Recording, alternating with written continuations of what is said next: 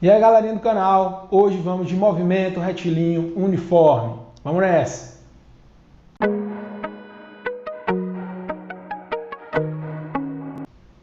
O movimento retilíneo uniforme é um movimento muito específico. Ele trata de um caso onde eu tenho a velocidade média, que é aquela velocidade geralzona que nós estudamos, que é o deslocamento sobre o tempo, pela velocidade limite, que é aquela velocidade quando você tende o tempo, quando você tende um intervalo de tempo a zero. Ou seja, você está pegando a velocidade em cada instante. Se a velocidade em cada instante coincide com a média dessa velocidade, ou melhor, a velocidade média, aí você tem uma velocidade uniforme. Tá? Essa coincidência só ocorre se a velocidade não mudar em nenhum ponto do trajeto. Tá bom? O que é que ela indica? Uma velocidade constante indica que você vai realizar o mesmo deslocamento sempre num tempo idêntico. Como assim? Aqui, ó. Se eu estou me deslocando de 10 em 10 metros, os primeiros 10 metros eu me desloquei em quanto tempo? Em 1 segundo. Isso quer dizer que quando passar mais 1 segundo, eu vou me deslocar por mais 10 metros, ou seja, eu vou para 20 metros. Passou mais 1 segundo, vou para 30 metros, e assim sucessivamente. A cada segundo, nesse caso aqui, eu estou tendo um deslocamento de 10 metros. Isso é o significado da velocidade ser constante. Aqui, ó, coincide velocidade média, velocidade instantânea. Eu posso chamar só de V, e como é que eu calculo?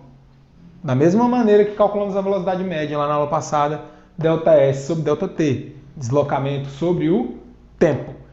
Agora, o movimento, quando ele tem essa característica, ele é apenas uniforme. Você tem um módulo da velocidade constante. Mas, quando eu digo que ele é retilíneo, o que é que isso significa? Linha reta. Eu estou especificando, eu estou restringindo o tipo de trajetória que eu posso ter. Certo? O que é que ele pode fazer? Ó, apenas ir para frente, para trás, para cima, para baixo, diagonal, mas sempre numa linha reta.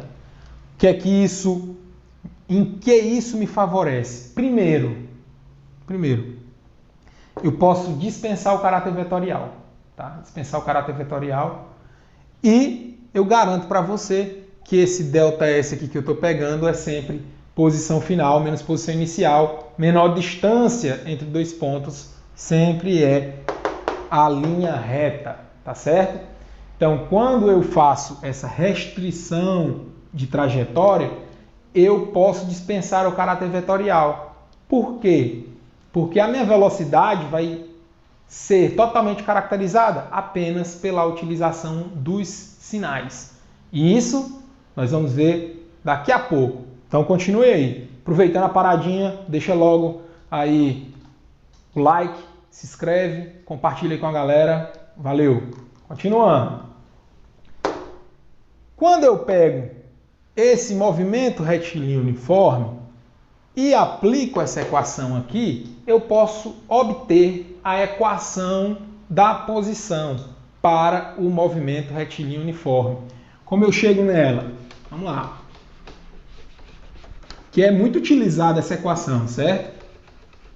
Como eu já disse, tudo aqui na cinemática que nós vamos estudar serve para prever posições, velocidades, tempo, aceleração, tá? Não é diferente aqui com a equação da posição. Equação da posição para o MRU, também muito conhecida como função horária. Tá? Vamos já entender porque é que o nome é função horária, porque também é conhecida por função horária. Como é que eu vou chegar nessa equação? Aplicando a definição lá de velocidade, ΔS sobre ΔT. Tá? Vou só desenvolver isso. Velocidade vai ser igual a... Quem é o ΔS? Posição final menos posição inicial. Quem é o ΔT? Tempo final menos o tempo inicial. Vou considerar que peguei o tempo inicial sendo zero para o estudo do fenômeno, tá? Se eu pegar o t 0, vai ficar só isso, ó, só o t embaixo. Fazendo meu pelos extremos, eu vou obter isso aqui, ó. Posição final menos posição inicial vai ser igual a V vezes T. V vezes T. Vou isolar a posição final.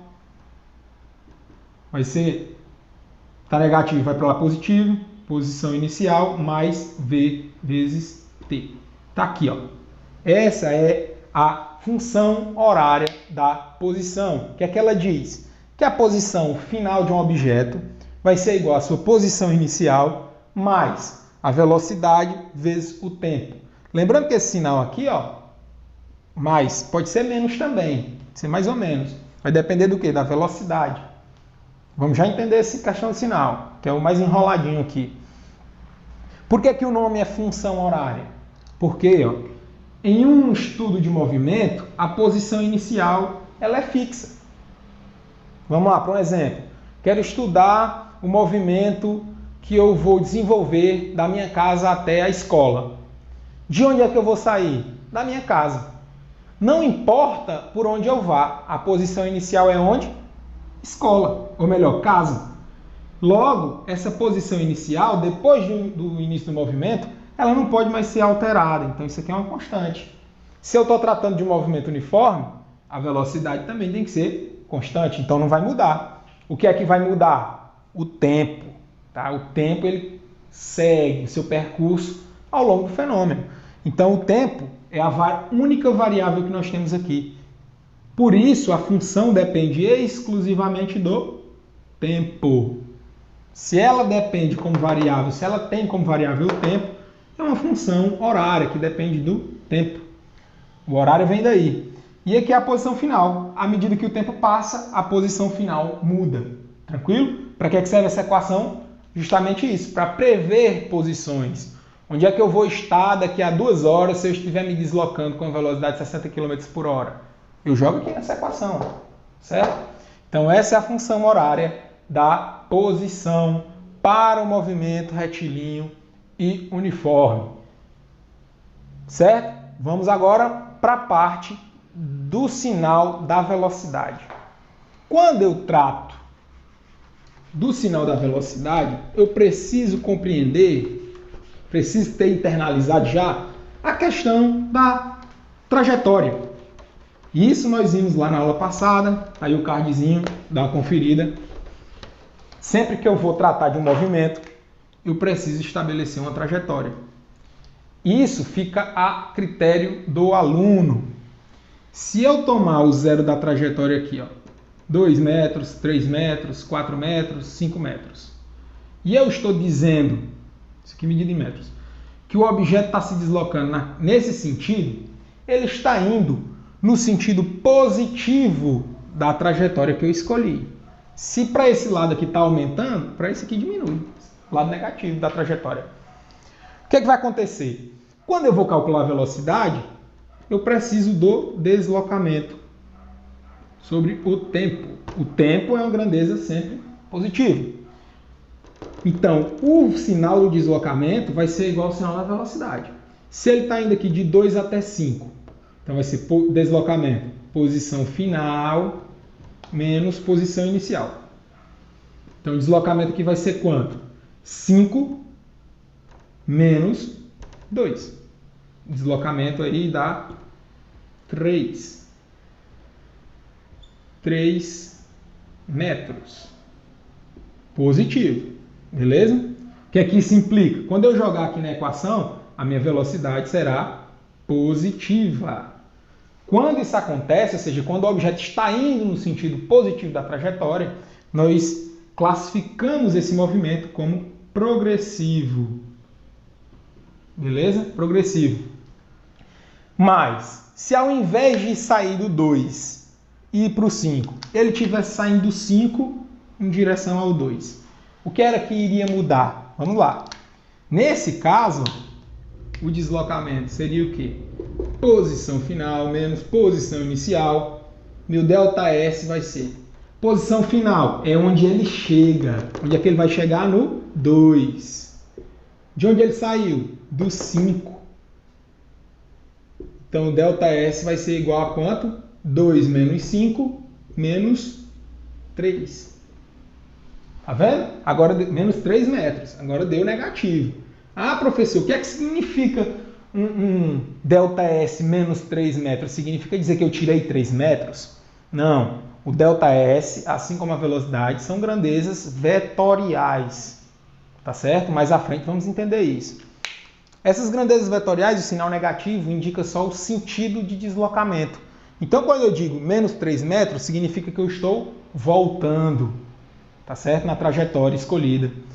Quando eu jogar isso daqui, ó, na equação da velocidade, a minha velocidade será negativa. E aqui seria positivo, aqui seria negativo. E o que aqui se indica? Como é que eu classifico isso? Como um movimento retrógrado. Retrógrado. Beleza? Então, progressivo é quando você está indo na trajetória. Deslocamento positivo, velocidade positiva. Retrógrado é quando você está voltando na trajetória. Isso indica velocidade negativa, deslocamento negativo. Tá? Onde é que você pode ver isso na prática? Nas placas de demarcação das BRs. Em alguns estados, quando você está viajando numa BR, você vê umas plaquinhas. Aqui no caso do nosso estado, são placas azuis, onde elas podem ir aumentando ou diminuindo. Se de um lado da pista ela vai aumentando, quem está voltando observa ela diminuindo a quilometragem. Por que que de um lado aumenta e do outro diminui? O referencial adotado, certo? O referencial adotado. Da capital do nosso estado, Teresina, para a cidade de Picos, Teresina é o 0. Picos é o 320. Então, quem está vindo de Teresina, Picos, vê aumentando a quilometragem. Quem está indo Picos, Teresina, vê a quilometragem diminuindo, certo? Só questão de ponto de referência. É simplesmente onde você considera o início da trajetória, tá bom? Então, essa classificação progressivo retrógrado depende do sinal da velocidade, ou melhor, do deslocamento, que vai influenciar no sinal da velocidade, e aí você tem essa classificação. Tranquilinho? Entendido? Agora, para nós encerrarmos essa parte de movimento retilíneo uniforme, nós precisamos só dar uma olhadinha nos gráficos. Os gráficos na física são extremamente importantes. No Enem, é uma das habilidades que é cobrada. A interpretação, leitura e interpretação de gráficos. Então, precisamos sempre ter um olhar mais carinhoso para esses gráficos, tá certo? No caso aqui do movimento retilíneo uniforme, nós só temos dois gráficos. Um gráfico do deslocamento em função do tempo e um gráfico da velocidade em função do tempo. Vamos começar aqui pelo gráfico da velocidade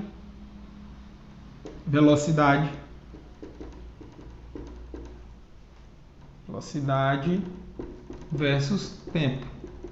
Esse gráfico aqui, pessoal, ó, velocidade em função do tempo, é um gráfico que é sempre uma reta paralela ao eixo do tempo.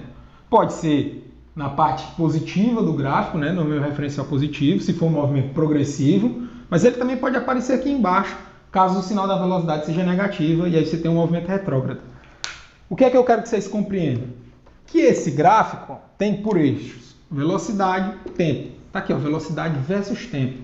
Se você jogar na equação da velocidade, ΔS sobre ΔT, fazendo meu pelos extremos, o deslocamento vai ser igual a velocidade vezes tempo. Sempre que eu multiplicar os eixos de um gráfico e essa multiplicação na equação fornecer uma grandeza, no caso do deslocamento, a área desse gráfico, a área do gráfico, ou seja, a área abaixo da curva, ela é numericamente igual à grandeza, no caso do deslocamento, ΔS. Belezinha? Quando eu coloco numericamente igual, é porque a área não é igual ao deslocamento. Tá? São grandezas diferentes, com unidades de medida diferentes. O número que eu acho do cálculo dessa área coincide com o valor do deslocamento, coincide com o módulo do deslocamento. Tranquilinho? Esse é o gráfico, velocidade em função do tempo. Só isso.